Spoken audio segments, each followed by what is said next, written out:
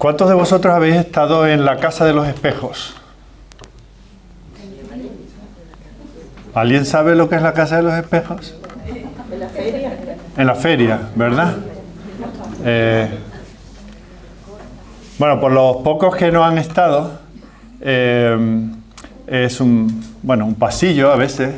Creo que en el Museo de Cera hay uno por fuera, o había, en la cual hay una serie de espejos cóncavos y convexos, cóncavos, otros convexos, otros cóncavos y convexos, o sea, que van haciendo unas S, y ante la cual nos partimos de la risa, ¿verdad? ¿Por qué? Porque nos identificamos con algo de lo que vemos, pero no somos lo que vemos, ¿verdad? Porque, por ejemplo, nos vemos como Mark, ¿verdad? Altísimos, y a lo mejor con un cabezón así de gordo. O nos vemos bajitos y gordos como, bueno, nos vemos bajitos y gordos, con los mofletes así. Imaginaos que todos los espejos que tuviésemos en la vida fuesen así. Al final no sabríamos cuál es nuestra identidad. Bueno, pues un poco eso es lo que nos pasa en el mundo. Alguien nos presenta un espejo y nos dice que tenemos que ser de esta manera.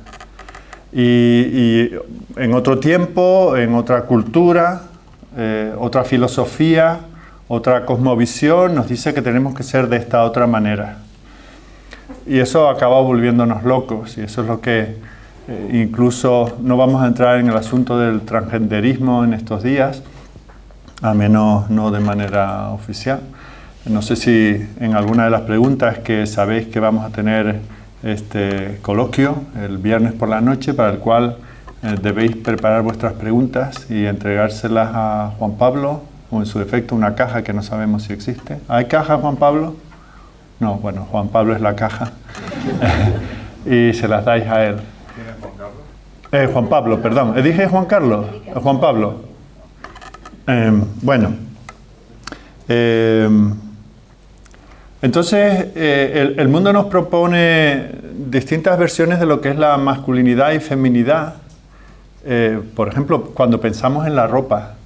Si ¿os imagináis que yo estuviese predicando aquí con unos leggings?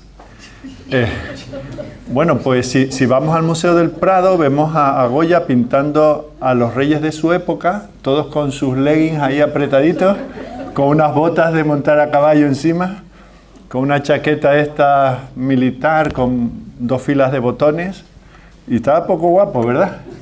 Además con una peluca. Yo casi ya esa parte la necesito, ¿no? Pero no nos podemos llevar por lo que la sociedad nos dicta. Esos espejos son irrisorios, no muestran algo de la realidad. Es cierto que nos reconocemos, pero de una manera distorsionada. Y es por eso que nosotros vamos a la Escritura. Y es lo que hemos estado haciendo estos días de esta semana y seguiremos haciendo Dios mediante. Y hasta aquí, en las sesiones anteriores, hemos estado viendo los pasajes fundamentales, principales de la Escritura, que nos dicen qué significa, cómo se deletrea en la vida diaria esto de ser varón o de ser mujer. Y a partir de hoy lo que vamos a hacer es tratar de ver cómo algunos de esos principios se desmenuzan en distintos contextos. Hoy vamos a hablar del hogar. Mañana vamos a hablar del contexto de la iglesia y el sábado, si Dios quiere, en el mundo laboral y bueno, en la sociedad en general. ¿Cómo podemos nosotros vivir una masculinidad o feminidad en cada caso según las Escrituras en estos contextos? Así que hoy nos vamos a centrar en el hogar, y tengo que decir que de todos los días hoy es el que más vamos a estar centrados en el asunto del matrimonio. Porque la propia Escritura nos muestra que en esa experiencia común del hombre y la mujer dentro del matrimonio, en esa interacción del hombre y la mujer en el contexto de matrimonio, donde se hace más patente, o se debe hacer más patente, la feminidad bíblica, para las mujeres la masculinidad. Recordemos que hemos sido creados a imagen y semejanza de Dios. Eso quiere decir que, entre otras cosas, que el hombre representa a Dios en lo que podríamos llamar la masculinidad de Dios, ¿no? Él es el que crea, Él es el que provee, Él es el que ayuda, Él es el que fortalece. Y la mujer es presenta esa parte de Dios que es la que da vida, ¿no? Dios da vida, incluso da nueva vida en Cristo a aquellos que están muertos en sus delitos y pecados. Así que es en ese contexto en el cual vamos a estar hablando en estos días y en esta mañana. Pero aunque nos vamos a centrar principalmente en el asunto del matrimonio, para que, como ya he dicho en otros momentos, para que veáis que esto de la masculinidad no hay que esperar a estar casados, o la feminidad no hay que esperar a estar casados. Vamos a hablar en primer lugar de la soltería. Vamos a ver cómo la Biblia celebra la soltería para hombres y mujeres. Fijaos que el matrimonio no es superior a la soltería y de hecho todos nosotros nacemos solteros y muchos de nosotros morimos solteros, ya sea porque nunca nos hemos casado o porque llegamos a esa lamentable soltería que implica la viudez. Así que aún para los casados esto no es para toda la vida, ni siquiera para la eternidad. Eso ya quedó establecido, en su momento lo estuvimos viendo. Pero a diferencia de muchas religiones y muchas filosofías, la Biblia alaba y pone una nota positiva en este asunto de la soltería. Por ejemplo, nosotros encontramos en 1 Corintios capítulo 7, versículo 8, cómo se alaba el mérito, el valor de la vida de soltería. Y el apóstol, o sea, el Espíritu Santo dice: digo pues a los solteros y a las viudas que bueno les fuera quedarse como yo. El apóstol era soltero, eso le permitía, le daba una libertad en muchos aspectos para lo cual el Señor le usó y él no se veía como algo inferior. Al contrario, él deseaba que la bendición que a él le suponía su soltería fuese extensiva a muchos de sus lectores. Luego en el versículo 32, seguimos el capítulo 7, quisiera pues que estuvieseis sin congoja. El soltero tiene cuidado de las cosas del Señor, de cómo agradar al Señor. Hay ciertas ataduras en el vínculo matrimonial que no se tienen cuando se es soltero. La soltería le permite al cristiano servir y honrar a Dios con afectos y devoción unánime. Es un regalo. Fijaos que se habla siempre del don. Cuando el Señor les plantea las dificultades del matrimonio, los discípulos dicen: Señor, entonces conviene mejor no estar casados. Y Él le dice: bueno, eso es un don. Y aquel al que el Señor le da ese don, claro, es un don poco deseado, ¿verdad? Nadie pone en la carta a los reyes: Señor, hazme soltero, ¿verdad? Pero es un regalo, y cuando el Señor te lo da, con ello te da una serie de bendiciones, de las cuales vamos a hablar brevemente. Así que no es ningún estado inferior, no es algo de lo que haya que huir como sea, ¿verdad? Algunos prefieren un mal matrimonio a una buena soltería. No es algo de lo cual tenemos que estar avergonzados. Incluso en el asunto de tener hijos, no es necesario estar casados para tener hijos espirituales, ¿verdad? Los hijos biológicos los tenemos un tiempo en torno a nosotros, son una responsabilidad para nosotros. Muchas veces se van lejos, otras veces se van de nuestros afectos, como el hombre se fue del afecto del corazón de Dios su Padre. El Padre va en busca de él constantemente, hasta el punto de enviar a un hermano mayor a este mundo a recogerlos, pero muchas veces nuestros hijos andan en el país lejano, pues toda una vida, ¿verdad?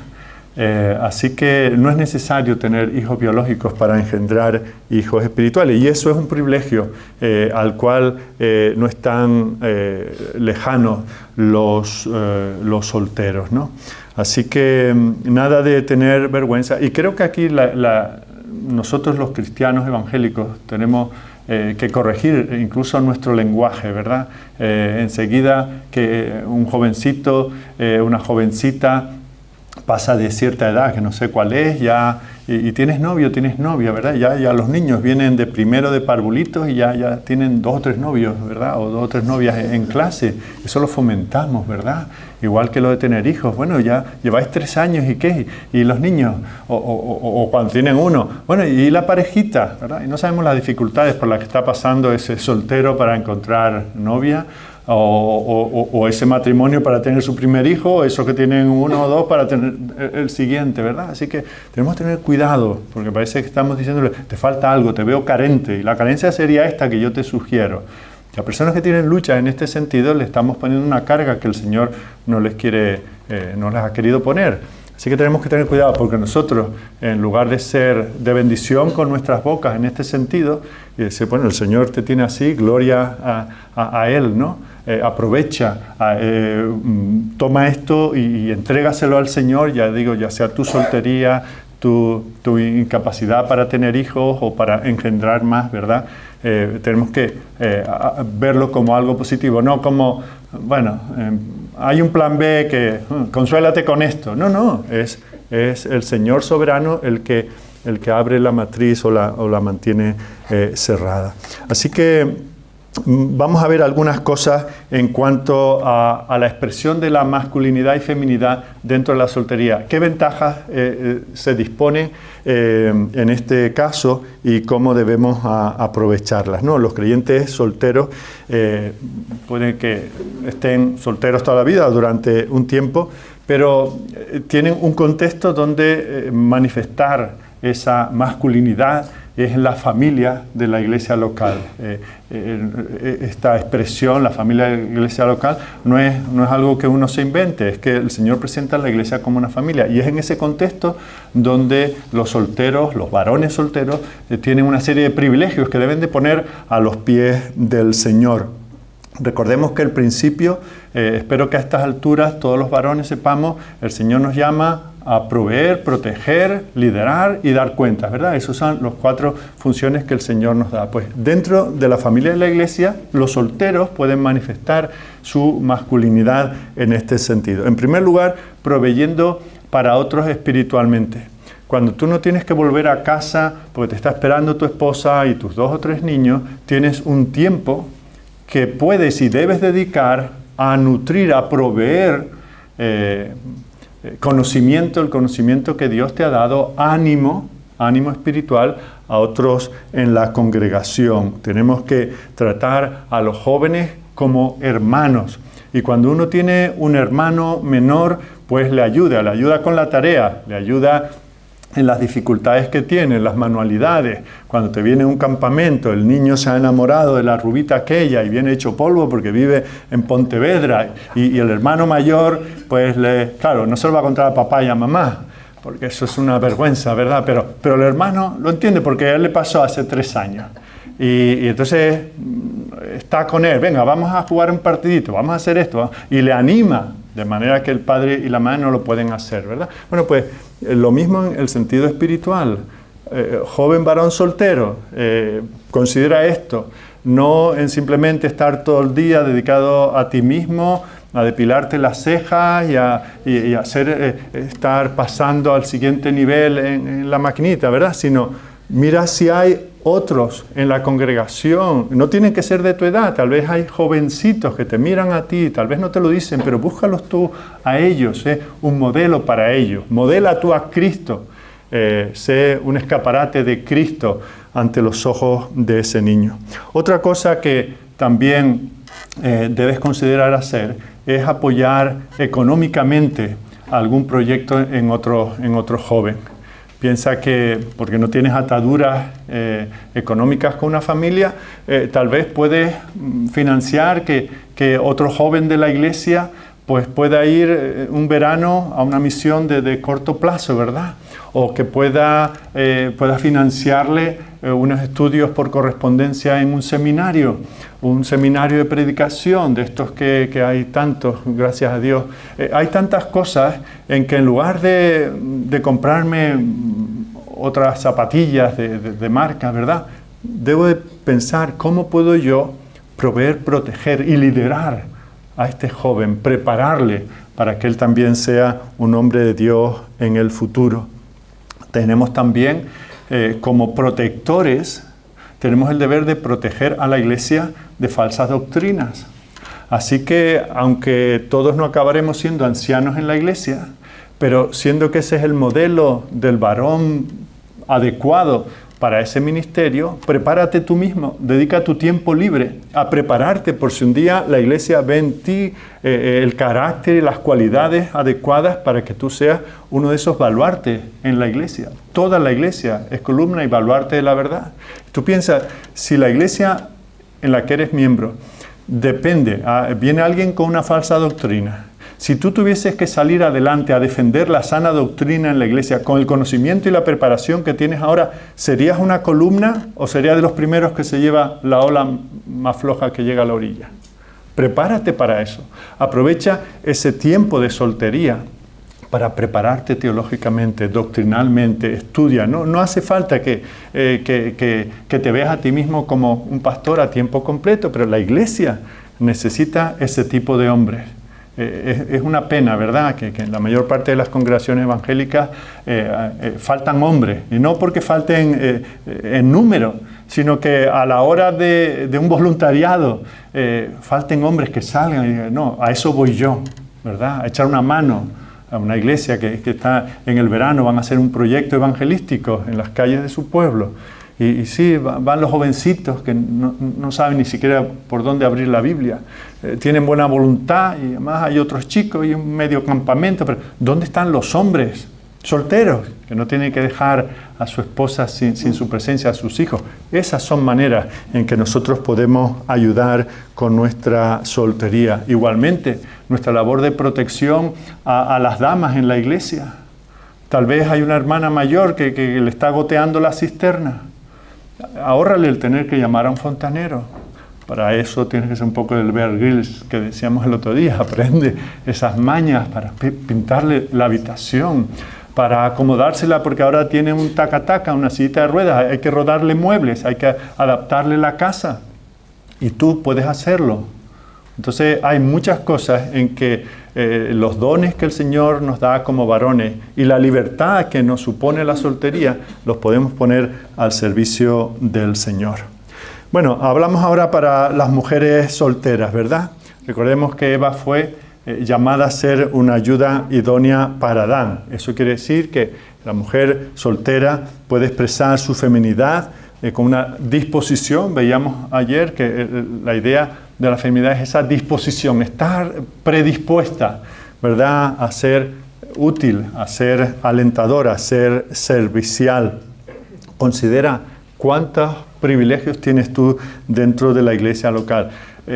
Vamos a ver, sobre todo mañana, cómo los ancianos en la iglesia, los líderes espirituales en la iglesia, exclusivamente por la propia naturaleza del ministerio, son hombres, pero cuántas necesidades hay de mujeres que sean verdaderas madres en Israel, con una consagración espiritual, con un nivel de santidad conocido y calibrado, que puedan llegar a donde los ancianos, por nuestra masculinidad, porque hay cosas muy de mujeres muy íntimas en que uno pues le cuesta o tal vez ni siquiera debe entrar, donde ahí hay una hermana que está dispuesta, está preparada, se ha madurado en el conocimiento del Señor, en la oración, en una vida de piedad, ha tomado el modelo de otras en las Escrituras y en la propia iglesia, y ahora está allí a disposición para poder servir, nutrir a otras mujeres. Recordemos que cuando Adán llama a su mujer Eva, en eso le está diciendo que ella es una productora de vida. Y eso es lo que todas las mujeres son, incluso las mujeres que biológicamente no pueden engendrar vida, pueden engendrar vida espiritual. Y eso muchos de nosotros, yo me puedo recordar a mi maestra de la escuela dominical, constantemente, mi primera maestra de escuela dominical, mi madre, la primera misionera inglesa que vino a mi iglesia en 20 y tantos años. Yo nunca tuve pastor, y ocasionalmente teníamos algún misionero, y vino una misionera soltera, inglesa, apenas se le entendía nada. La primera vez que yo oí las doctrinas de la gracia fue aquella mujer que chapurreaba un poco de español, todos los hermanos de la iglesia contra ella con sus doctrinas arminianas, y algo de esto tiene sentido. Yo no me atrevía a meterme en la conversación, ¿verdad? Pero aquello me parecía que tenía coherencia, y yo debo a aquella mujer mucho de lo que soy ahora. Incluso cuando estábamos en Canadá en el seminario, ella ya estaba enviando noticias a las iglesias de Inglaterra que luego nos sostuvieron durante más de 20 años como misioneros por aquel joven, aquella pareja que estaba estudiando para volver a España. Tanto le debo yo a una mujer soltera. Y si pensamos así, ¿cuántas mujeres han sido de bendición en la iglesia? No tienes que esperar a tener tus propios hijos para ejercer ese ministerio. Así que tenemos que mirar, por ejemplo, lo que dice la instrucción que da Pablo a Tito en el capítulo 2, versículo 3 de la carta que lleva su nombre. Dice, las ancianas asimismo sean reverentes en su porte, no calumniadoras, no esclavas del vino, maestras del bien, que enseñen a las mujeres jóvenes a amar a sus maridos y a sus hijos, a ser prudentes, castas, cuidadosas de su casa, buenas, sujetas a sus maridos. Fijaos, no dice que ella tiene que ser casada para enseñar lo que una mujer casada tiene que ser. Yo no tengo que ser mujer para enseñarle a una mujer lo que es la feminidad. Y tú no tienes que estar casada para enseñarle a una casada lo que es una feminidad dentro del vínculo matrimonial. Lo que se necesita es estar llenos del Señor, llenos de la palabra y llenos de esa visión de lo útiles que podemos ser, que podéis ser en el ministerio de la iglesia. Una de las cosas que hemos visto en este pasaje que leyó nuestro hermano hace un momento, en 1 Pedro capítulo 3, ¿a qué se llama a las mujeres? A cultivar la belleza interna. Y esa belleza interna no hace falta ejercitarla dentro del matrimonio. La mujer soltera también puede tenerla, puede exhibirla, de tal manera que otros, que tal vez no sea su marido, pero otros que desobedecen a la palabra, por la conducta de estas mujeres solteras, femeninas, hijas de Dios, puedan llevar a otros incluso a los pies de Jesucristo. Incluso a que su matrimonio que está desquebrajado pueda someterse a la voluntad del Señor según su palabra. Vuestro atavío sea el interno. Así que esto no es un asunto de personalidad, ya sea extravertida o introvertida, como quiera que sea. Tienes aquí un área en la cual puedes servir al Señor. Así que, solteros, solteras, tenéis mucho que hacer, no os desaniméis, y si esto dura, el Señor estará con vosotros y contamos con vuestro ministerio. Así que estáis subidos en el mismo barco y esperamos vuestra colaboración. Ahora, pensemos en los casados. Hablemos de la masculinidad y feminidad dentro del matrimonio. Bueno, hemos visto, establecido desde el primer día, Génesis capítulo 1, como Dios crea al hombre y a la mujer a su imagen. Eso significa igualdad en dignidad, en valor, en todos los sentidos, pero vemos que Dios crea roles distintos. Y lo que vamos a ver son algunos asuntos prácticos de cómo esos roles distintos se manifiestan dentro del matrimonio. Y básicamente lo que hemos visto es que el hombre provee y la mujer es su ayudante. Él provee y protege y ella le sigue como un ayudante. Ahora, para algunos esta visión del matrimonio bíblico es opresiva. Consideran que la sumisión supone inferioridad y que conduce al servilismo y conduce al abuso por parte del hombre. Pero la Biblia no da lugar a eso. Ni siquiera un mal entendimiento a la luz de la Escritura nos da lugar a eso. La Biblia niega rotundamente ese supuesto de que la sumisión suponga una esclavitud servil. Si hay algún hombre que tiene ese concepto y quiere aplicarlo en su hogar, que use cualquier libro, pero que no use la Biblia, porque la Biblia en ningún momento habla de eso. La subordinación o dependencia no sugiere menos valor e importancia. Yo recuerdo, durante años hemos sido miembros de una iglesia en Inglaterra, cerca de Oxford, y varios de los ancianos en aquellos momentos, algunos habían sido misioneros en la India por años, habían fundado varias iglesias allí, algunos habían sido presidentes de una misión, había ingenieros de proyectos atómicos, el director de una central eléctrica de las más importantes de Inglaterra, etc. Y uno de los ancianos era el lechero. Ese que se levanta con el carrito eléctrico de las 4 de la mañana y va dejando las pintas de leche en cada puerta. Bueno, pues en aquella iglesia que hay muchos doctores y mucha gente con varias carreras, estaban sometidos al ministerio del lechero. Eso en el mundo secular parece una locura, ¿verdad? Ninguno de ellos se sentía inferior al lechero. Y el lechero, he convivido con él, he estado en su casa, él ha estado en la mía. Él, por así decir, iba a su trabajo vestido como el lechero. Y nunca en la iglesia le vi, es que no sabéis quién soy yo, ¿verdad? No hay superioridad ni inferioridad. Hay una subordinación por causa de Cristo. De tal manera que aquí se invierten los papeles. En el mundo, el director de una central nuclear es mucho más que el que le trae la leche. Pero eso es lo que Cristo hace diferente. Y eso es lo que nosotros tenemos que considerar. A veces tenemos que corregir nuestro lenguaje, ¿verdad? Nosotros despreciamos estas cosas. Ay, que me vas a tratar tú a mí como el lechero. O sea, quiere decir que yo tengo el concepto, o me vas a tratar como la chica de la limpieza. Es que yo tengo un concepto entonces que la chica de la limpieza es inferior a mí. ¿Os dais cuenta?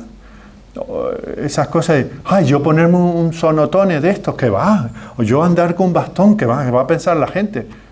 De alguna manera estás diciendo que el que lleva un sonotone es inferior. Y el que lleva un bastón es inferior. Como si yo fuese un viejo. O sea, que los viejos son inferiores. ¿Os dais cuenta? O como si fuese un niño. Es que los niños son personas de segundo grado. Tenemos que corregir un poco esa manera de hablar, porque todo eso lo trasladamos al contexto de la iglesia. Y nosotros sí que ejercemos. Alguien me preguntaba estos días, hablando de John MacArthur, ¿verdad? He tenido el privilegio de estar en su iglesia cuando él estaba en España. Hemos hablado varias veces y tal. Y alguien me preguntaba, bueno, ¿se lo tienen querido? ¿Están por ahí encima? Absolutamente no. Y otros cuantos que he conocido. A veces los que están a su alrededor sí les dan más pompa que ellos mismos se dan. Son gente sencilla. Gente que lo primero que te dicen es, llámame fulano, no doctor no sé qué, ni pastor no sé cuánto. Nosotros hacemos esas categorías, nosotros hacemos la diferencia. Pero la palabra del Señor no las hace. Y por lo tanto tenemos que tener cuidado. Así que el estar liderando o el estar subordinado a no te hace superior ni inferior. Esas son cosas de nuestra sociedad. El Señor no hace diferencia entre el líder y el que le sigue. No hay diferencia de dignidad, de valor. La cuestión es que la Biblia rechaza absolutamente esta noción. Y nosotros miramos a Cristo, lo veíamos ayer, ¿verdad? Él siendo igual a Dios, siendo 100% Dios, se somete al Padre. Y ese es nuestro ejemplo y a Él seguimos. Dicho todo esto, quiero que pasemos a los parámetros de la Biblia de cómo los esposos se relacionan entre sí en el hogar. Y quiero que me acompañéis de nuevo. Estamos volviendo en algunos de estos conceptos a cosas que hemos dicho. Que me acompañéis a Efesios capítulo 5, versículos 22 al 33. Efesios 5, 22 al 33. Donde dice, las casadas estén sujetas a sus propios maridos como al Señor. Porque el marido es cabeza de la mujer, así como Cristo es cabeza de la iglesia, la cual es su cuerpo, y Él es su Salvador. Así que, como la iglesia está sujeta a Cristo, así también las casadas lo estén a sus maridos en todo. Maridos, amad a vuestras mujeres, así como Cristo amó a la iglesia y se entregó a sí mismo por ella, para santificarla, habiéndola purificado en el lavamiento del agua por la palabra, a fin de presentársela a sí mismo una iglesia gloriosa, que no tuviese mancha, ni arruga, ni cosa semejante, sino que fuese santa y sin mancha. Así también, los maridos deben amar a sus mujeres como a sus mismos cuerpos. El que ama a su mujer, a sí mismo se ama. Porque nadie aborreció jamás a su propia carne, sino que la sustenta y la cuida, como también Cristo a la iglesia. Porque somos miembros de su cuerpo, de su carne y de sus huesos. Por esto, dejará el hombre a su padre y a su madre, y se unirá a su mujer, y los dos serán una sola carne. Grande es este misterio, mas yo digo esto respecto de Cristo y de la Iglesia. Por lo demás, cada uno de vosotros ame también a su mujer como a sí mismo, y la mujer respete a su marido.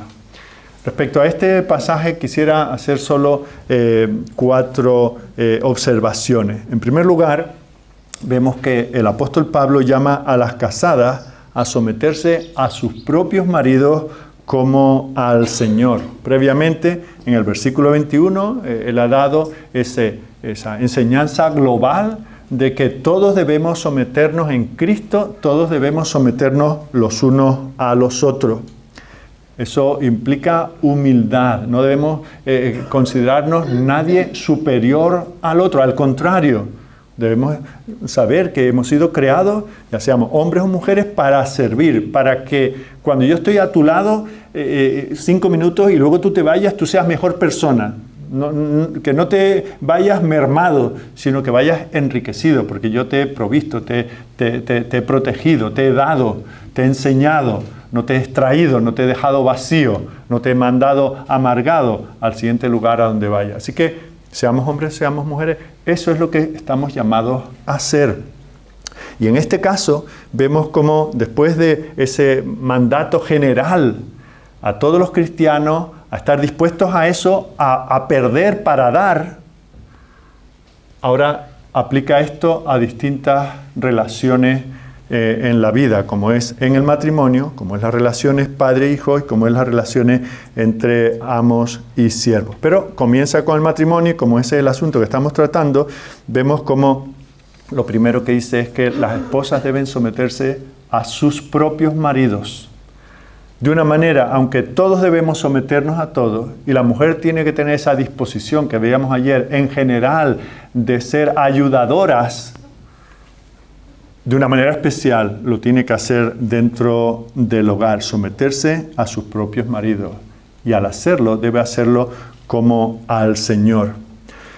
Eso no quiere decir que deben de reverenciarle como si fuese el máster del universo, ¿verdad? Y nada más llegar a casa, ponerle las zapatillas y darle el cóctel de bienvenida, ¿no?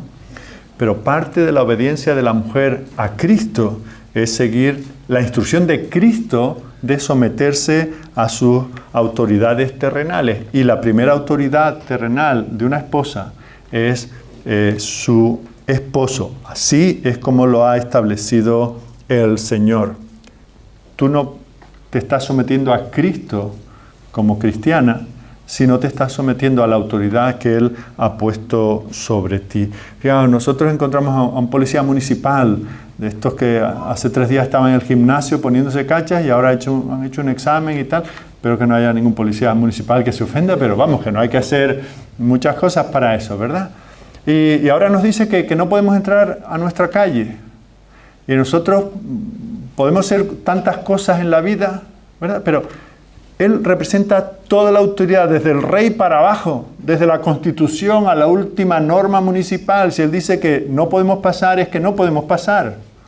Y no vale decir, es que yo vivo ahí, es que solo vengo un momento, ese tipo de cosas que siempre intentamos eludir la autoridad. No, ese hombre, aunque sea un niño que podría ser mi nieto, es la autoridad que Dios en ese momento ha establecido sobre, vamos, ni siquiera un policía municipal. En cualquier sitio que te pone un funcionario, un operario, esto es de seguridad. Si te dice en el supermercado que abras el bolso, por más que te moleste, es la autoridad que alguien ha puesto y tenemos que respetarla. Dios lo ha puesto. Nosotros tenemos dificultades con la autoridad y las esposas, como hemos visto desde la caída, tienen esa dificultad. Así que están glorificando al Señor cuando se someten a sus maridos. Ahora, el matiz es en Cristo, en el Señor. Cuando un marido no está representando a Jesucristo y cuando no está dando una indicación que daría Cristo, entonces ahí es cuando la cosa hay que considerarla. Pero esos son, en la providencia del Señor, los menos de los casos, ¿verdad? Y de eso hablaremos en su momento.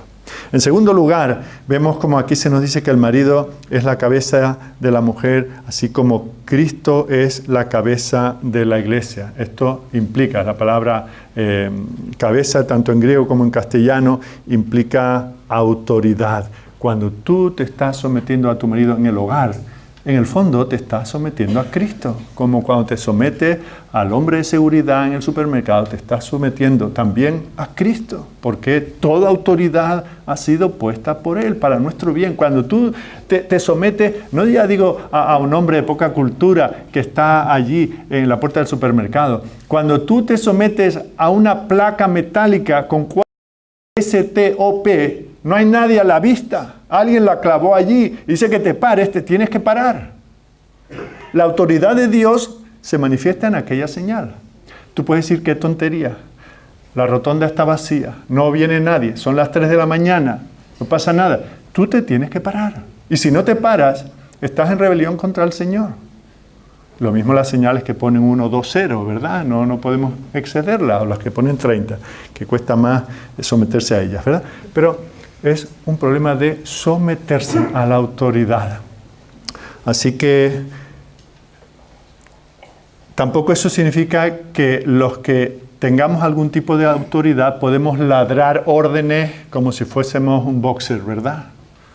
No, tenemos los que el Señor nos ha dado alguna autoridad, ya sea en el hogar, ya sea ese niño que se va a la profesora, yo no sé si esto se sigue haciendo y dejan al delegado de la clase, ¿verdad? Bueno, tú cuidas la clase. Uy, algunos se creen el emperador, ¿verdad? Del Imperio Romano. No, simplemente estás allí un poco, la profesora, inesperadamente tú te ves allí con unos galones, ¿verdad? A un español tú le das una gorra y lo has matado, ¿verdad? Aquí en Málaga un gorrilla manda más que el alcalde. Tenemos que tener cuidado. No, ya aprovecho y cuando venga la profesora, este se ha movido, este tiró una tiza, ¿verdad? Pues yo aprovecho y abuso de mi autoridad. No, tenemos que tener cuidado. Los que ejercemos autoridad, hacerlo también como lo haría Cristo. ¿Por qué? Porque dice que Cristo, ¿qué es lo que hace con la iglesia? La sustenta y la cuida. Entonces, ¿qué haces tú cuando te dice, te quedas delegado que voy y vuelvo? Vamos, porque claro, también te metes en un compromiso, ¿verdad? Oye, no hagáis mucho jaleo, que si no me la cargo yo. Entonces uno tiene que, con dulzura, venga, siéntate, no molestes, no la líes, ¿verdad? Bueno, pues eso es lo que nosotros, los que estamos en algún tipo de autoridad, ya sea en la iglesia, ya sea en la familia o en la clase, ¿verdad? Tenemos que considerar. En tercer lugar, los maridos deben amar a sus esposas como Cristo amó a la iglesia. El Señor no le dice al hombre, ejerce tu autoridad, después de decirle a la mujer que se someta a ella, no le dice, y tú, sé machote. No, dice tú, ámala como Cristo amó a la iglesia. ¿Cómo amó Cristo a la iglesia? Entregando su vida por ella. Hay ocasiones excepcionales donde tal vez tú, varón, esposo cristiano, tal vez tengas que dar tu vida por tu esposa. Yo conozco más de un matrimonio donde el esposo ha dado un riñón a su esposa. Otros han tenido que salir a defenderla y han muerto por ello. Esos son los menos de los casos. Pero someterte a Cristo ejerciendo una autoridad como la de Cristo, más fácilmente supone tragarte el orgullo. Más veces supone no ser ese macho alfa. Más veces supone ver ese programa de mujeres y no la película esa violenta que tú querías ver al mismo tiempo en la tele. ¿Verdad? Así lo hizo Cristo. Se entregó a sí mismo siendo Dios. No dijo que yo soy el Hijo del Padre y aquí todo el mundo firme. No. Fue manso y humilde. Sí, lo vemos en las escenas del templo, limpiando el templo, pero son 2 escenas. Y el resto del tiempo estuvo como sirviendo, haciendo por el hombre lo que el hombre no puede hacer por sí mismo. Así que a veces supone entretenerte a explicar a tu esposa. Oí el otro día a un hombre que hacía, en su juventud era monitor de snowboard, de tablas de esas que se deslizan sobre la nieve. Y decía que cuando él se dedicaba a eso, tenían la costumbre, él y sus compañeros monitores, de nunca enseñarle a hacer snowboard a su novia o a su esposa. ¿Alguno ha intentado darle clases de conducir a su novia o su esposa? A ver, que sea valiente y lo diga. Las primeras clases... Qué paciencia hay que tener, ¿verdad, Marc? Ahora, si es a otra, no te preocupes que sea calado. Vuelve a arrancarlo. Pisa el embrague. Sal despacito. Pero no sé qué pasa que cuando es tu esposa o tu novia... Pero chica, te lo he dicho. Otra vez me va a romper la caja de cambios. ¿Verdad? Hay algo. Y por eso tenemos que tratarlas en un sentido como si no fuese nuestra novia o nuestra esposa. ¿Verdad? Cristo no trató a su esposa como si ya estuviese glorificada, sino en prácticas, con la L en la espalda. Paciente. Fijaos con sus discípulos. Él hablándoles de un reino espiritual. Y, mamá, vete y dile que nos ponga de primer ministro y de ministro de defensa. Y él con toda paciencia reprendía cuando había que reprender, pero les daba la enseñanza adecuada. No está en mí concederos ahora un carguito en el reino. De eso tenemos nosotros que aprender. Y por eso tenemos que conocer la Escritura. Y por eso tenemos que empaparnos de ella. Así que a veces significa ir al restaurante a comer tu comida no favorita o tener que compartir lo que nos cuesta, ¿verdad? Compartir ese postre que a ella le gusta y a ti no tanto, pero bueno, es ceder y de esa manera liderar. El matrimonio, en cuarto lugar, es un escaparate de la relación de Cristo con su iglesia al mundo. Un pastor al que alguien le pregunta cómo es la relación de Cristo con la iglesia, tendría que ser capaz de señalar a cualquier matrimonio de la iglesia, decirle, ve a convivir con ellos una semana. Como este hombre trata a su esposa, así trata Cristo a la iglesia. Como esta mujer se somete a su marido, así se somete la iglesia a Cristo. Si hay algún voluntario que me lo diga que necesita hacerlo. Es lo que estamos mostrando al mundo. Eso es lo que el Señor nos llama a ser. Señor, no tiene que verse que voluntario ninguno. Tú, es que no, a este no, lo último que me confesaron esto, no, todos, por nuestro sometimiento a Cristo, ya sea como esposas, bajo la dirección del esposo, o como esposos que aman de manera sacrificada a sus esposas, tendríamos que ser aptos para esto. Bueno, terminamos este tema y pasamos al siguiente. Vamos a hablar de asuntos muy prácticos a partir de aquí en lo que nos queda esta mañana. Vamos a hablar de trabajar fuera de casa para las esposas. Esto que está muy en lo teórico, ¿debería una esposa trabajar fuera de casa? Ya hemos visto en Génesis 2 que la labor principal del hombre es la de labrar el jardín, el entorno que el Señor le da, cuidar el huerto, y la de la esposa es ser su ayudante. Hemos visto que Cristo sustenta y cuida a su esposa. Hemos visto que Adán llama a Eva Eva porque ella es la productora, la sustentadora de vida. Y tenemos que recordar también que hemos visto cómo las maldiciones de Génesis capítulo 3 afectan a la responsabilidad principal del hombre, que es cuidar el entorno, hacerlo productivo, y la responsabilidad principal de la mujer también se ve afectada por el pecado y en su labor de dar vida va a tener unas dificultades como consecuencia del pecado. Ahora, esto nos lleva a pensar que nosotros ahora, como cristianos, como redimidos, tenemos esos mismos roles en un mundo caído, pero con una nueva perspectiva. Y en este asunto del trabajo fuera de casa para la mujer, en este asunto en que el rol principal del marido debe ser proveedor y protector, y el de la esposa dar vida en el entorno del hogar, nos preguntamos, ¿es adecuado que una esposa cristiana trabaje fuera.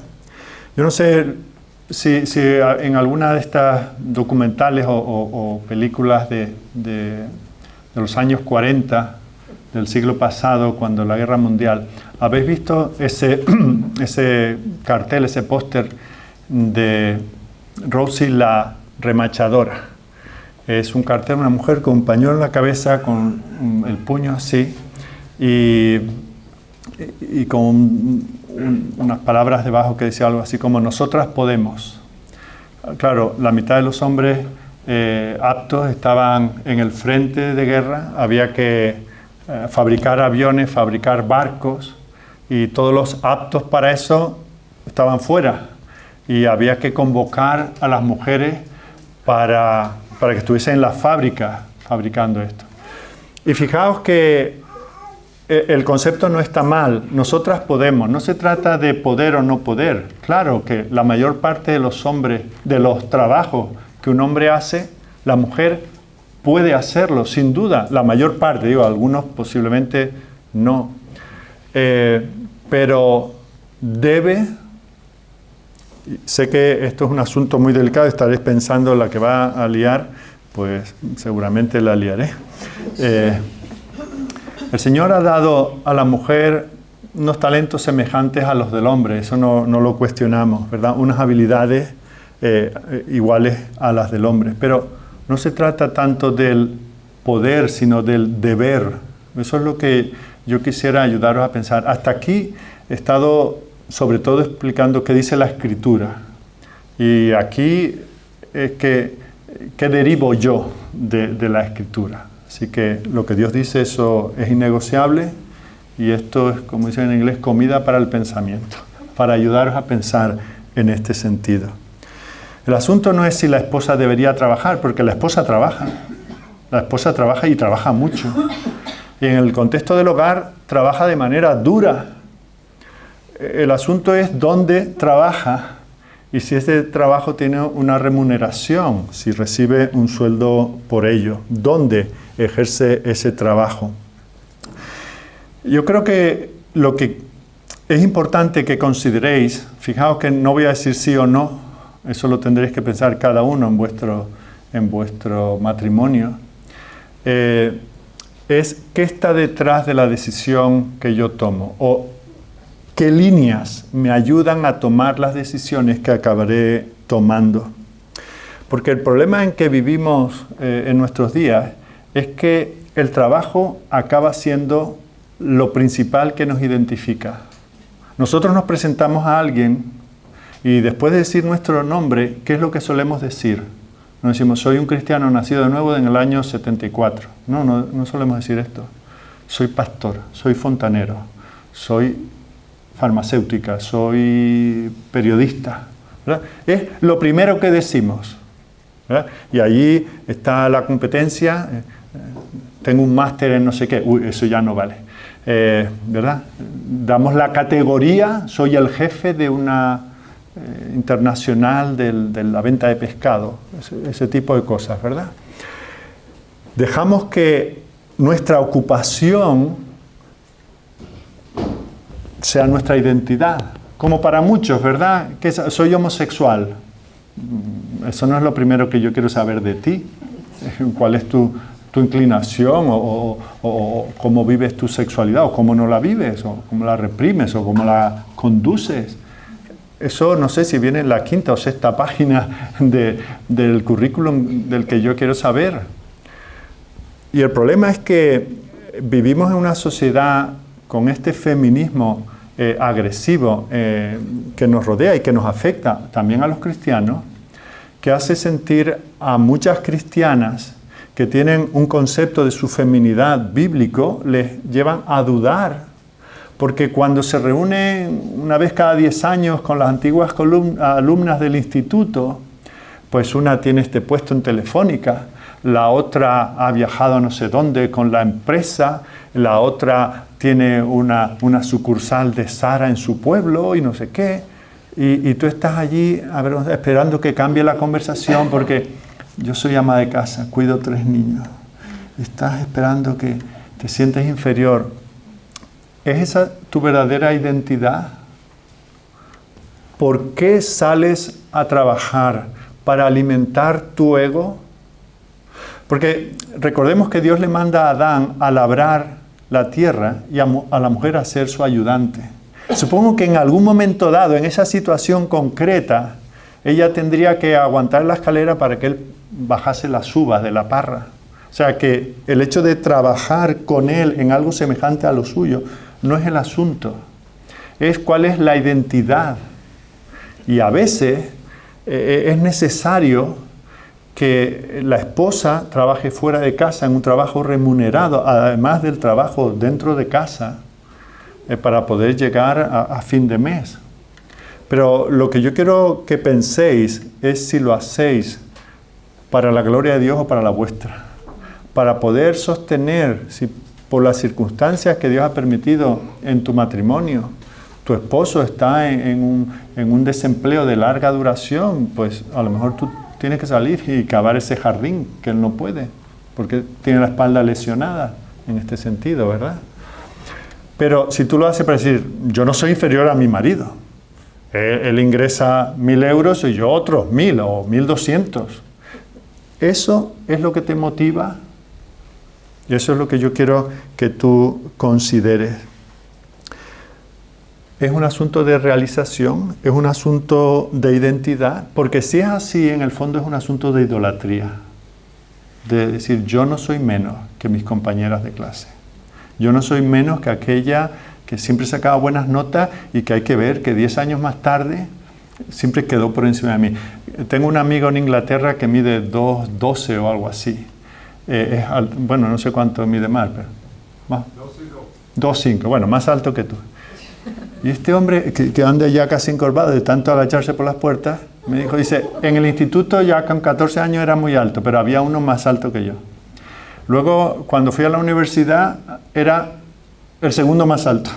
Luego llegué a una empresa y era tan alto, pero había uno más alto que yo. Este hombre siempre le ha tocado, con todo lo alto que es, le ha tocado ser el segundo, ¿verdad? ¡Qué fastidio!, ¿verdad? Y hay personas que arrastran esto, que esa niñata que ya tenía una dotación natural y sacaba las mejores notas, aún ahora, tantos años después, sigue siendo por encima de mí. ¿Es eso lo que te motiva a ti a salir a trabajar en busca de un trabajo remunerado? Considera eso, porque el Señor lo que nos dice, como hemos visto en Primera de Pedro, lo que le dice a las mujeres es que consideren lo interior. Y lo interior es lo que Él ha trabajado en ti, lo que la gracia de Dios ha esculpido en tu corazón. Así que si sales a trabajar para competir con otras, tal vez tengas un ídolo en ser tú la primera. Confórmate con ser la segunda o la tercera o la décima.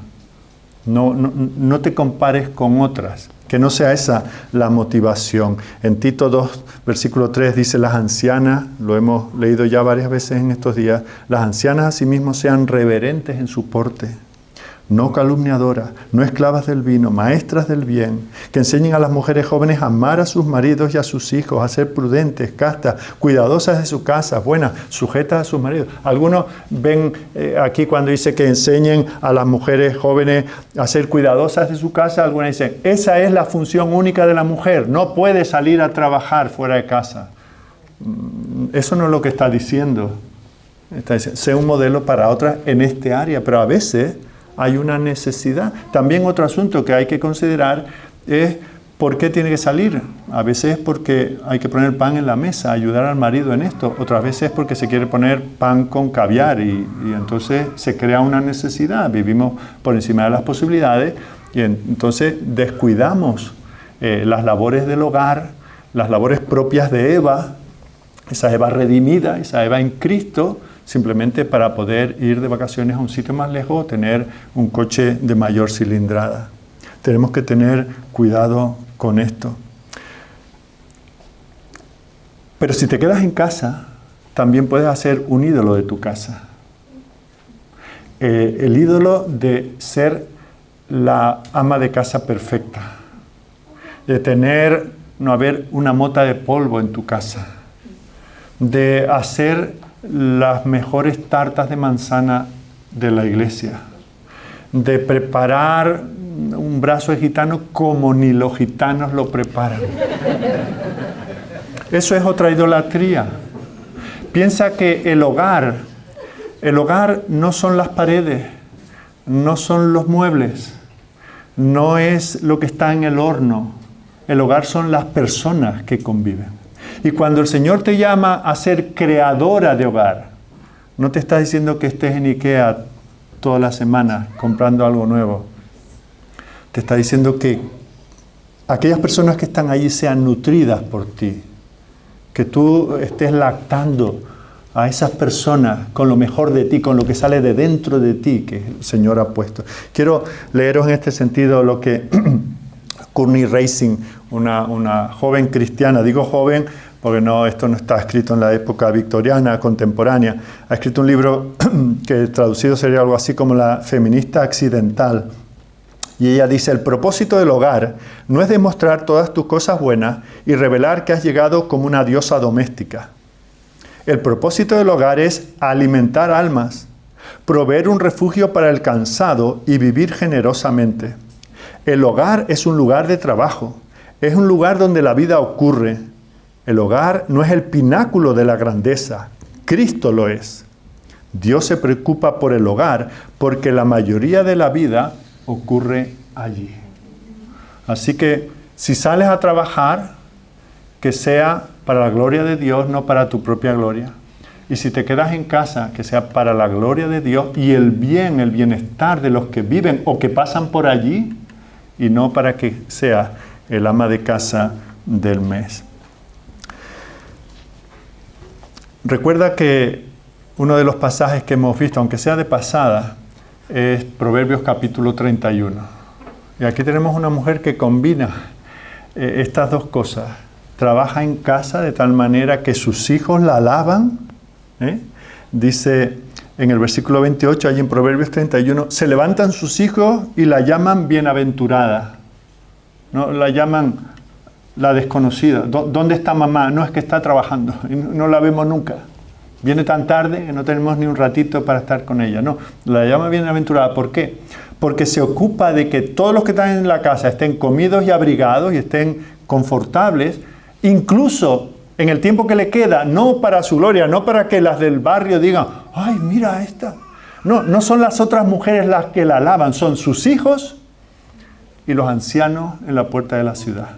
Esta es una mujer que tiene las prioridades bien claras. Y de nuevo, no frustréis, hermanas, si no llegáis a la altura de esta mujer. Esto es un modelo al cual nosotros y vosotras en este caso tenéis que aspirar. Y por supuesto, hago aquí un paréntesis. Si eres madre soltera, pues estás criando hijos, no tienes un hogar en el cual no hay un esposo que provea, pues el Señor te dará gracia para suplir esa carencia. Pero este es el principio para un hogar en el cual el Señor es el que está en el centro y Él es el que debe motivarte para que tú vivas para su gloria. Quiero ahora avanzar un poco. Hoy, como veis, es todo muy del hogar y muy práctico. Y quiero que volvamos a 1 de Pedro capítulo 3. Habéis visto que hemos estado en los 6 primeros versículos, no hemos hecho más que referencia a esto. Y nos hemos dado el versículo 7, justamente el que habla para los hombres. Y por cierto, no hagáis comparaciones de 6 versículos de instrucciones para la mujer, uno para el hombre. Aquí no hay proporcionalidad. Pero vamos a ver porque nos hemos dejado algo muy fundamental para los hombres. Recordamos que allí dice, vosotros maridos igualmente vivid con ella sabiamente, dando honor a la mujer como a vaso más frágil y como a coherederas de la gracia de la vida, para que vuestras oraciones no tengan estorbo. Fijaros que aquí se habla del liderazgo masculino. Y lo primero que el Señor le dice al esposo cristiano es que tiene que tener una comprensión deliberada de su esposa. Debe de honrarla tal como ella es. Lo primero que dice es que tiene que vivir con su esposa de manera comprensiva. Literalmente en griego dice conforme a conocimiento. un esposo cristiano modela a Cristo cuando entra en un máster de los auténticos, cuando entra en un máster de conocer a su esposa. ¿Qué son las cosas que la animan? ¿Qué son las cosas que la motivan? ¿Cuáles son las cosas que la entristecen? ¿Cuáles son las cosas que la angustian, que la preocupan? ¿Qué es lo que le hace pasar de un estado de ánimo al otro y volver al primero? El Señor te está diciendo, esposo cristiano, que te tienes que hacer un especialista en tu esposa, tomando nota. Y fijaos que esto es un asunto que nunca se acaba. No, yo ya me la sé. No, yo me casé con una jovencita de 19 años y ahora convivo con una abuela de 7 nietos, 40 años más tarde. O sea que yo he tenido que reciclarme, porque ella en muchos sentidos sigue siendo la misma. Las circunstancias de su vida han cambiado. También ella se casó con un chavalote de 19 y ahora esto es lo que le queda, ¿verdad? Pero mi deber es ver cuáles son sus constantes vitales en cada momento. Ver qué es lo que la angustia, cuáles son las circunstancias, qué está pasando con sus padres, con sus hermanos, con la parte suya de la familia más amplia. Puede estar preocupada por un hermano que puede tal vez no estar andando en el Señor, si es que alguna vez lo hizo. Puede estar durante una larga temporada teniendo que estar fuera de casa, no trabajando para ganarse un salario, sino cuidando de un padre enfermo. Y yo no puedo decir, no, es que este era nuestro compromiso, esto siempre lo hacíamos así. Sí, lo hacíamos. Pero ¿cómo tengo yo que adaptarme para seguir amándola en estas nuevas circunstancias? Antes podíamos salir juntos a correr.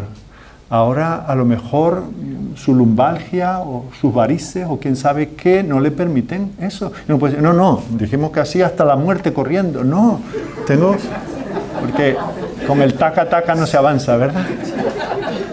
Tenemos que ser sabios, vivir con ellas sabiamente. Tenemos que hacernos un especialista en mi esposa. Tengo un coche con unos 12 años y cualquier ruidito, el otro día lo llevé al taller, 300 euros por un ruidito que tiene. Y yo, Mavi, ¿no lo oyes? No lo oyes. No se entera, no sabe ni lo que son los ruidos del coche. Pero yo sé que es un asunto del turbo. Y he pagado y sigue sonando, así que tendré que volver a llevarlo. Me preocupo igual por cómo suena ella, por cómo me da los buenos días, o cómo me saluda cuando llego a casa después de estar ella sola lidiando con ciertos asuntos. Noto en la manera en que me saluda, noto que hay algo en ese turbo que necesita un cuidado especial, o voy a fondo, porque digo, no, teníamos este proyecto y tenemos que seguir haciéndolo. Eso es lo que me dice el Señor. ¿Por qué está frustrada? ¿Por qué está triste? Esa es una de las cosas que el Señor nos dice aquí. La segunda cosa que el Señor nos dice a los esposos cristianos es que tenemos que honrar a nuestras esposas como a vaso más frágil y como a coherederas de la gracia de la vida para que nuestras oraciones no tengan estorbo. Fijaos que el apóstol no especifica cuál es esa supuesta debilidad. Nos dice que de una pareja hay una parte más débil, pero no nos dice cuál es esa debilidad. Y seguramente, no sé si esto saldrá en el coloquio, si ahora os diese oportunidad de hablar, cada uno dirá, yo pienso que es esto, yo pienso que es lo otro. Tal vez es la fuerza física, en algunos casos podría ser. Tal vez es la autoridad relativa, por ejemplo, en el manejo de los hijos. Tal vez sea la sensibilidad emocional, le saltarán las lágrimas a ella seguramente mucho antes que a mí. Posiblemente el Señor ha querido que el apóstol Pedro no especificase este asunto. Pero lo que sí nos está diciendo a los esposos cristianos es que donde quiera que nosotros notemos una debilidad, ni se nos ocurra aprovecharnos de ella para llevar a cabo nuestra voluntad, para pisotearla. sea lo que sea. Y posiblemente esa debilidad, en tu caso, en el caso de tu esposa, sea distinta a lo que hace débil a mi esposa respecto de mí. Pero sea lo que sea, yo no sería un hombre a semejanza de Cristo si me aprovecho de esa debilidad. Puede ser el asunto de lo físico, puede ser el asunto de lo espiritual. Puede ser, fijaos, a veces uno demanda de su esposa cuando vienes del campamento, te da un ataque de santidad, que llegas a casa, te lees 3 capítulos de la Biblia, estás orando allí 10 minutos, te lees allí la institución de Calvino en 2 tardes. Y claro, y tú ves a tu esposa que, oye, que no te he visto leer la Biblia. No, es que he estado cambiando los pañales, he estado planchando toda la ropa del campamento, la tuya y la de los 3 niños. Y además he tenido que ir a Mercadona y todo eso. Y ni nos había... Porque claro, es que Calvino es Calvino y lleva su meditación. Consideramos una debilidad lo que forma parte de la naturaleza de su llamamiento. Entonces, ten cuidado.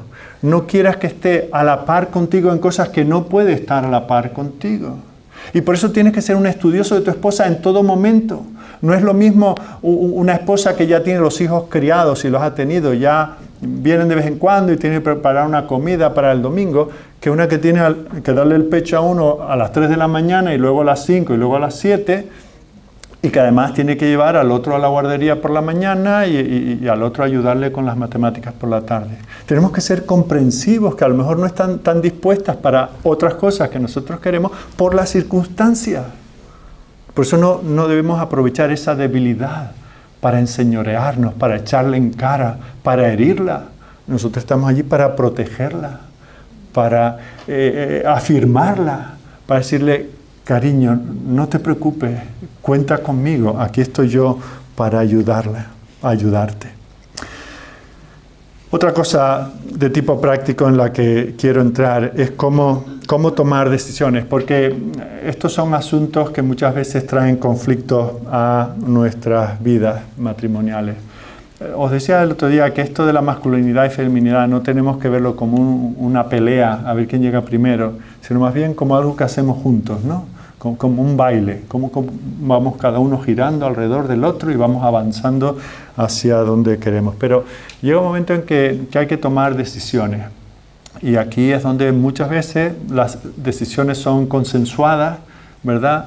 Cuando suena el despertador a las 7 de la mañana, no oramos, Señor, ¿me levanto o no me levanto? No, hay un sentido del deber, ya lo hace de manera automática, con más o menos somnolencia, pero lo hace. Y allí no hay una discusión, oye, ¿nos levantamos, no nos levantamos, hacemos? No, eso se hace ya automático. Pero hay ciertas otras cosas que requieren decisiones. Y el hombre es el responsable, entre otras cosas hemos visto, de liderar. Y aquí es donde muchas veces el macho alfa saca ese comodín de, es que yo soy la cabeza, yo soy la autoridad. Así que como yo tengo que dar cuenta, yo tomo la decisión. Antes de llegar a eso, tenemos que considerar algunas cosas. Tenemos que considerar que nosotros solos no podemos. Y por eso Dios nos ha dado una ayuda idónea. Y tenemos que considerar lo que esa ayuda idónea nos está diciendo. Fijaos que en las empresas, una fábrica de coches que lo tienen todo milimetrado y ocasionalmente se reúnen con los empleados. Y le dicen, bueno, ¿cómo se puede mejorar esto? Y le dice, pues mire, si tuviésemos esa caja de las tuercas, en lugar de aquí, la tuviésemos aquí, solo estos 20 centímetros, podríamos ganarle a cada coche producido 2 minutos, lo cual significa tanto al año y tantos millones que se ahorra la empresa.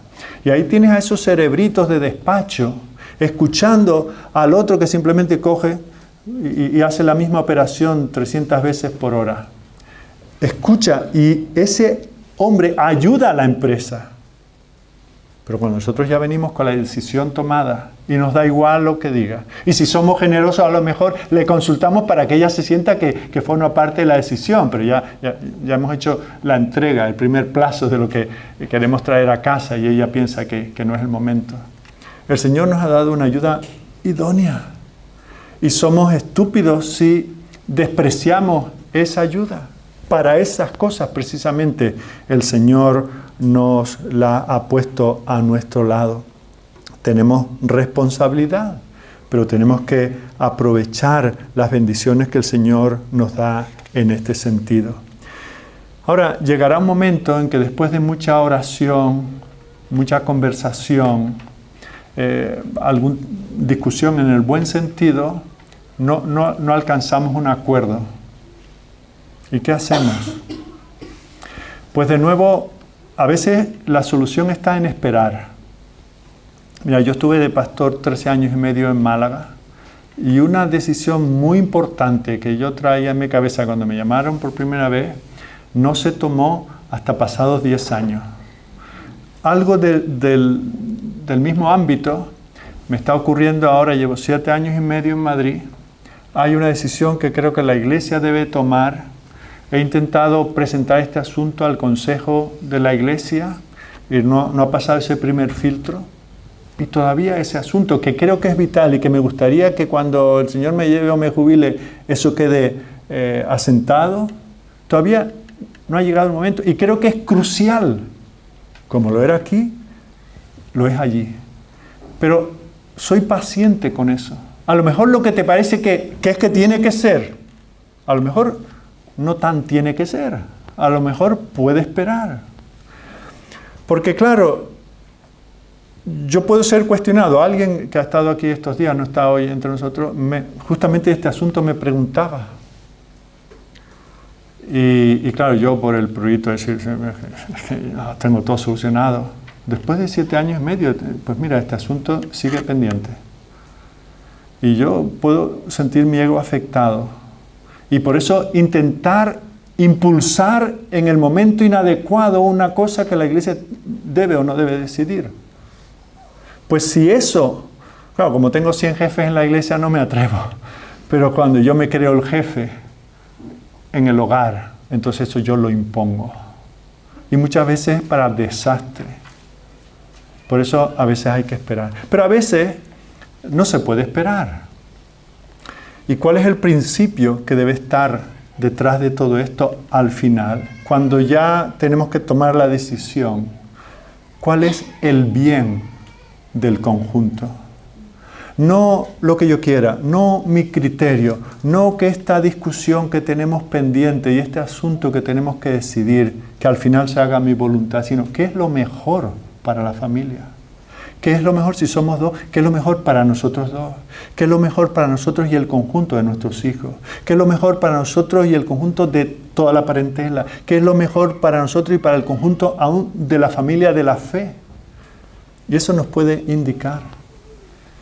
Y cuando aún así todavía no lo tenemos claro, pero hay que tomar una decisión, pues después de haber orado y de haberlo hablado y tenido todas esas consideraciones, el hombre tiene que dar ese paso. Hermanos, esto sucede 2 o 3 veces en la vida. Y los mayores del lugar podrán decirlo.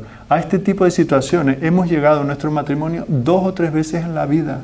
Cosas que eran auténticamente cruciales.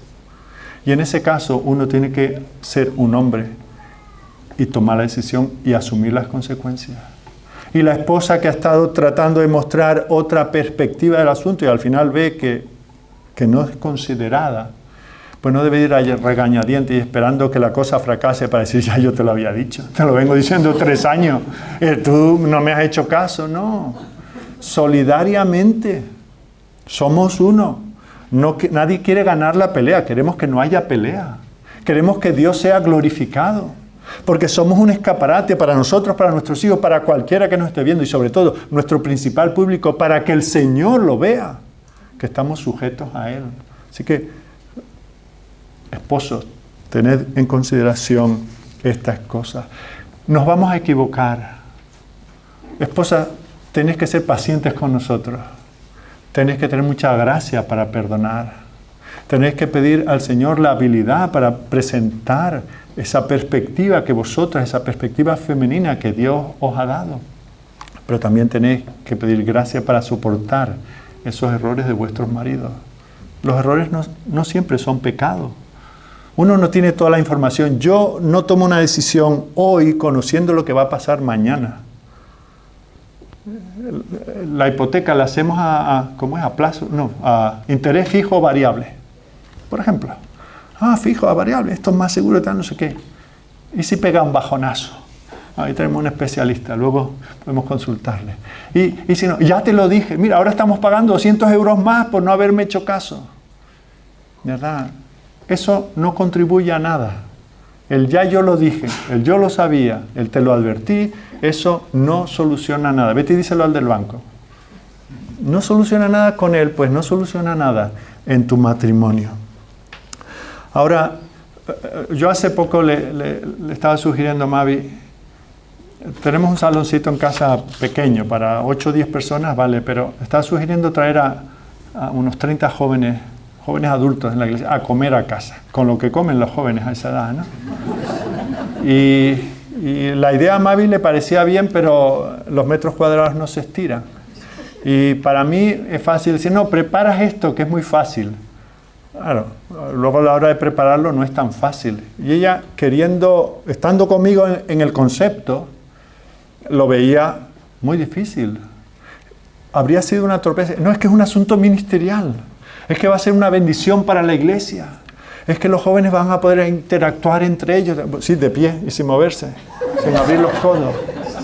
Pues escuchándola, pues, bueno, hagámoslo, organicémoslo, pero hagámoslo en el local de la iglesia. Fíjate qué fácil fue. Allí nos sobraban metros cuadrados y comida, y nos faltaban jóvenes, ¿verdad? Es que hay una perspectiva. Es mi ayuda idónea en eso y en tantas cosas. Me ahorro comentar las cosas que me dejan colorado por no haberle hecho caso, pero así, ¿verdad? El Señor te ha dado esa ayuda idónea. No seas tonto, aprovéchala.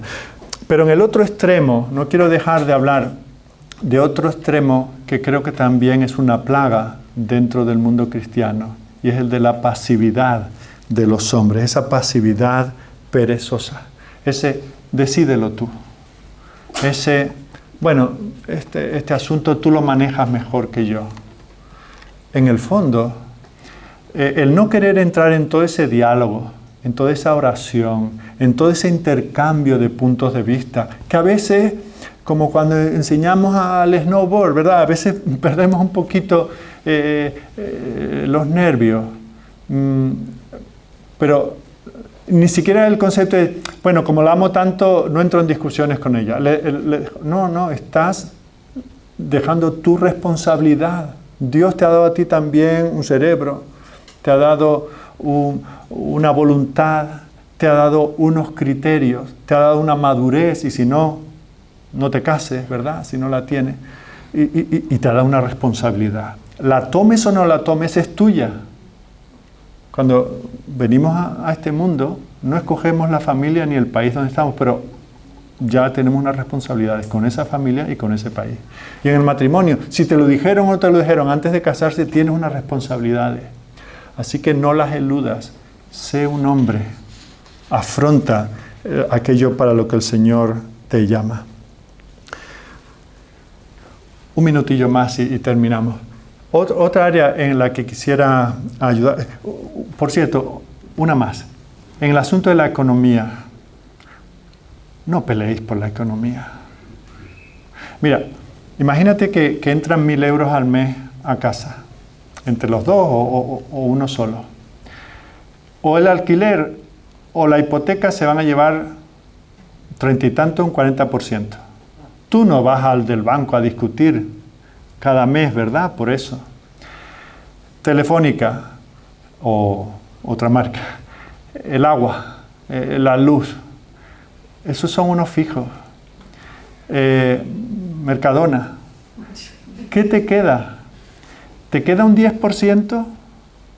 ¿Te vas a pelear con tu esposa, con tu amada, por 100 euros?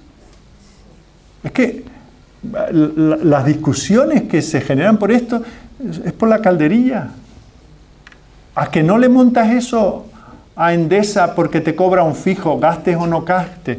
A veces en casa pagamos más de fijo que de gasto. Te dan ganas de dejar las luces encendidas, por lo menos lo disfruto. Pero, cariño, otra blusa nueva, ¿verdad? Eso sí que lo discutimos. Otras zapatillas, otra vez lavaste el coche y le diste cera. Es peccata minuta. Y eso genera discusiones. No peleéis por eso. Poneros de acuerdo. Usad sensatez. Somos buenos administradores de los bienes que el Señor nos da, y los bienes económicos son suyos. Él nos hace a nosotros administradores de ellos. Administrémoslos con la sabiduría que Dios nos da, pero no peleemos por ello. Otra cosa, la asignación de responsabilidades. Hay cosas que pertenecen al género de cuidar el jardín y otras de nutrir a los niños. Pero hay cosas neutrales. ¿Quién saca la basura? ¿Quién riega las plantas? Ese tipo de cosas que no son netamente masculinas, netamente femeninas. Considera la asignación de responsabilidades según sea más del ámbito de lo que te corresponde. Vas a hacer la compra, 6 bolsas, 2 brazos. Y hay que revisar la nota, porque a veces te cuelan algo que no has comprado. Tú como hombre, ¿qué haces? Vete poniendo las bolsas en el coche que voy a ver si nos han cobrado de más esto de Mercadona. ¿No sería más normal que tú cargues las bolsas y que ella revise la cuenta? O sea, la naturaleza del asunto... Ahora, yo últimamente con mi lumbalgia, a veces me toca mirar la cuenta. Pero en general, ¿qué es lo que por naturaleza? Si estamos los dos en la cama y se oye un ruido como que están moviendo la puerta, lo más seguro es taparse con la sábana, que eso es impenetrable. Pero, ¿qué es lo que por naturaleza se espera? Que diga, cariño, oigo un ruido en la puerta, ve tú. No, si alguien le tiene que dar el primer navajazo, tendrá que ser a mí. Y ella que llame al 112. O sea, luego cada uno en su hogar y en sus circunstancias, pues tendrá que aplicar. Pero pensar en estas cosas. Hay cosas que son más de naturaleza masculina. Si puede, física y mentalmente, ocúpate de ellas. Y si hay cosas que son más de ámbito femenino, ocúpate en ellas. La crianza de los niños es algo colegiado, es algo común. Pero si la esposa está nutriendo el hogar, nutriendo a los niños, por naturaleza va a estar más horas con ella. Pero refuerza tú eso. Sé un hombre, sé un referente. Que los niños sepan que hay una figura paternal que le dice, chaval, eso está muy bien. O esas cosas no las hacemos, son una ofensa a Dios y hieren a otros. Ahora, no quiere decir que la esposa, imaginaos eso, Adán está cuidando las ovejas y se tiene que ir a vender el queso al pueblo, entonces se escapa una oveja. ¿Y qué hace Eva? Cuando venga Adán, te va a enterar. Sí, túvala que ya... No, intenta ir a buscarla. Cuando está el padre fuera de casa y el niño se descarría, ¿qué es lo que hace Eva? No dice, hoy cuando venga papá te va a enterar. No, corrígelo. Ahora cuando venga papá, le dirá, oye, tienes que arreglar esta cerca porque la oveja se está yendo a cada rato. Y a lo mejor el padre refuerza lo que la madre ya ha hecho. Y en el otro sentido igual. Esa madre que ha estado todo el día lidiando con los niños, cuando llegan las 6 o las 7 de la tarde, qué hora tan mala para los niños, ¿verdad? Están incómodos consigo mismos, ya no hay que... Y llegas tú llegas hecho polvo del trabajo, pero tu mujer no ha estado de vacaciones. Así que no es mi hora de mirar el correo. No, pues si el niño está inquieto, dúchalo tú, ayúdale tú, entretente, siéntate con él en el suelo. Ella está igual de hecha polvo que tú. No, esto es del ámbito de Eva. No, eso es también tu ámbito.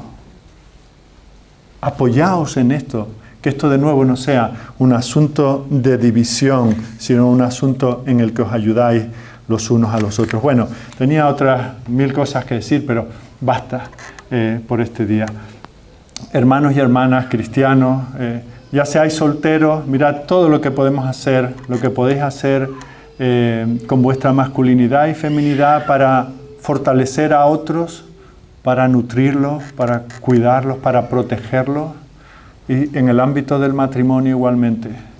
Dejad que Cristo se vea en vosotros, que Cristo se vea en nosotros, que Cristo sea el todo en todo, porque somos de Él. Y hemos sido creados para Él.